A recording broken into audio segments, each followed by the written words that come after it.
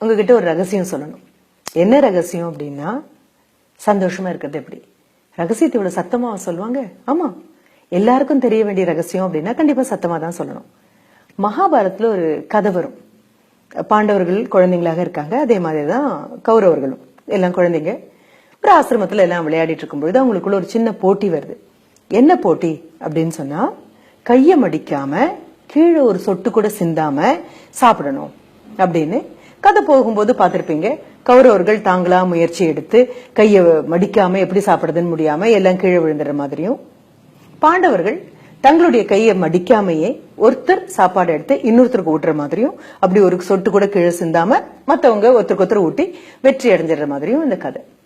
இது கதை மட்டும் இல்ல, மத்தவங்க சந்தோஷமா இல்லைன்னா நம்ம சந்தோஷமா இருக்க முடியாது. அந்த ரகசியத்தை தான் உங்ககிட்ட சொல்ல வரேன்.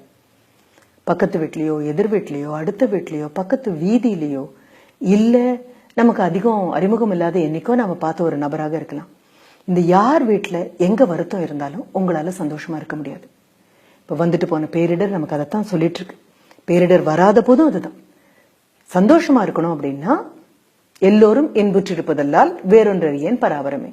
எல்லோரும் சந்தோஷமா இருக்கணும் ஆண்டவா அப்படின்னு வேண்டிட்டா மட்டும்தான் அதுக்குள்ள நம்ம வர முடியும். நான் மட்டும் சந்தோஷமா இருக்கணும் அப்படிங்கறத விட முட்டாள்தனமான பிரார்த்தனை வேற எதுவுமே கிடையாது. ஏன்னா பிரார்த்திக்கும் போது கூட அதுல கொஞ்சம் புத்திசாலித்தனம் கண்டிப்பா வேணும்.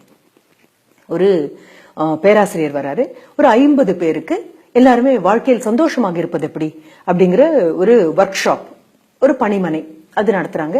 ஒரு 3 நாளா நடந்துட்டு இருக்கு. அதுல ஒரு பெரிய பேராசிரியர் வராரு. நிறைய ஜோக்கெல்லாம் அடிக்கிறாங்க, எல்லாரும் சிரிக்கிறாங்க.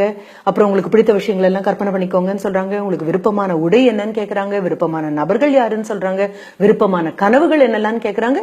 எதெல்லாம் சொன்னா மனதுக்குள்ள சந்தோஷம் வருமோ அதெல்லாம் சொல்லி சொல்லி எல்லாரும் சிரிச்சிட்டு இருக்காங்க. ஆனா எல்லாருடைய சிரிப்புலயுமே அடியில ஏதோ there is something hollow in it, very shallow in it. சிரிப்பு மனதுக்குள்ள இருந்து பொங்கி வர மாதிரி தெரியல, உதடு மீறி போனா குரல் வளையில இருந்து வருது. கண்கள் அந்த மின்னல் தெரியல, கண்கள் அந்த பிரகாசம் இல்ல. உண்மையான சந்தோஷத்தினால முகம் மலருமே, அந்த மலர்ச்சியே இல்ல. வாய் விட்டு சிரிக்கிறாங்க, ஒரு ஜோக்குக்கு எப்படி சிரிப்போம் அந்த மாதிரிதான். சிரிச்சு முடிச்சதுக்கு அப்புறம் உள் மனதுக்குள்ள இருக்க கூடிய அந்த சோகம் திரும்பி வந்தது. இது 3 நாள் ஆக போது, இனி இந்த பணிமனை முடிய போது. இது முடிஞ்சு இந்த பயிற்சி முகாம் முடிஞ்சதுக்கு அப்புறம் அவங்க திரும்பி போகணும். இந்த பயிற்சியில சொல்லி கொடுத்தது என்னெல்லாம் சொல்லி கொடுத்தாங்களோ அதை வாழ்க்கையில மறுபடியும் அவங்க பயன்படுத்தணும். பயன்படுத்தி அன்றாடம் சந்தோஷமாக இருக்கணும். அவங்க சந்தோஷமா இருக்கிறது மட்டும் இல்ல, நண்பர்களுக்கும் மற்ற தெரிந்தவர்களுக்கும் உறவினர்களுக்கும் கூட வேலை செய்யறவங்களுக்கும் குடும்பத்துக்கும் எல்லாரோடையும் அதை பகிர்ந்து எல்லாரும் சந்தோஷமா இருக்க அவங்க உதவணும். இது கேட்கறதுக்கு ரொம்ப நல்லா தான் இருக்கு. ஆனா 3வது நாள் முடிய போற நேரம் கடைசியாக ஒரு ப்ரொஃபசர் வராரு. வந்து எல்லார்கிட்டையும் எப்படி இருந்தது இந்த பயிற்சினா எல்லாரும் சொல்றாங்க. ஏன்னா இந்த பயிற்சியை பத்தி நல்ல விதமா தான் சொல்லணும், நிறைய பணம் கொடுத்துதான் இல்ல சேர்ந்திருக்காங்க. எல்லாம் பேசி முடிக்கும் போது ஒரு 50 பேர் இருக்கக்கூடியது அவர் என்ன பண்றாருன்னா 50 பெரிய பலூன்கள் எடுக்கிறாரு.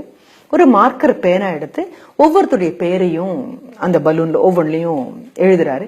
எழுதி முடிச்சதுக்கு அப்புறம் இவங்க எல்லாம் என்ன நினைக்கிறாங்க அப்படின்னா, ஒவ்வொரு பலூனையும் ஊத சொல்ல போறாரு போல இருக்கு, அதுதானே கடைசியில அப்படின்னு நம்ம சந்தோஷத்தை ஊதி எப்படி பெருசு பண்றதுன்னு இவங்களா கற்பனை பண்ணிக்கிறாங்க. ஏன்னா 3 நாட்கள் இருந்திருக்காங்களே இந்த முகாம்ல. ஆனா அவர் அது எதுவுமே சொல்றது இல்ல.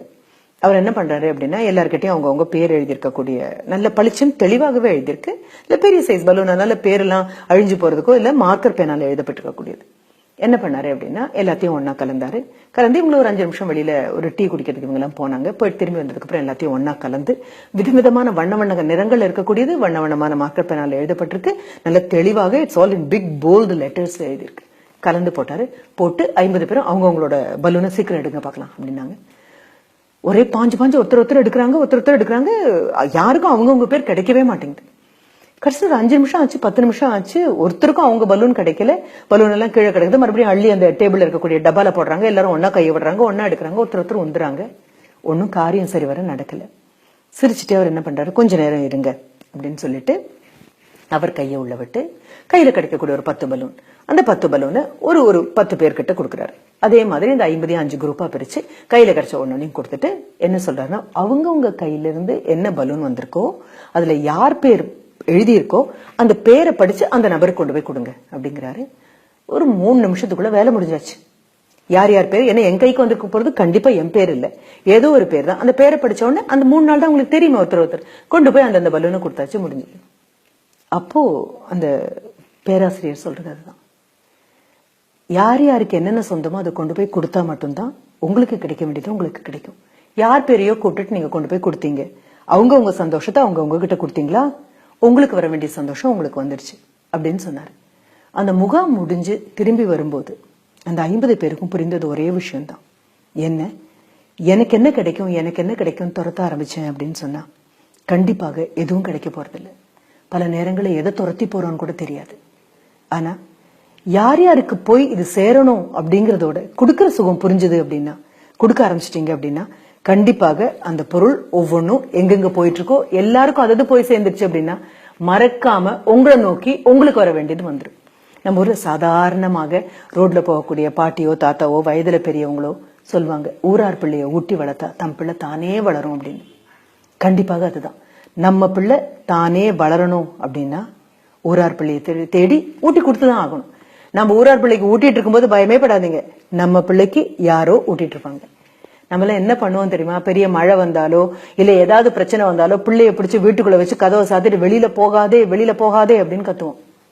அடங்காம சில 16-17 வயசு பசங்க அம்மா சொல்லி கேட்காம, அக்கா சொல்லி கேட்காம, அடுத்த வீட்டு ஆண்டி அங்கிள் யார் சொல்லியும் கேட்காம அப்படிதான் ஓடுவேன் அப்படின்னு ஊர் சுத்தின்னு நம்மளால பிராண்ட் பண்ணப்பட்ட குழந்தைங்க வெளியில ஓடிடும்.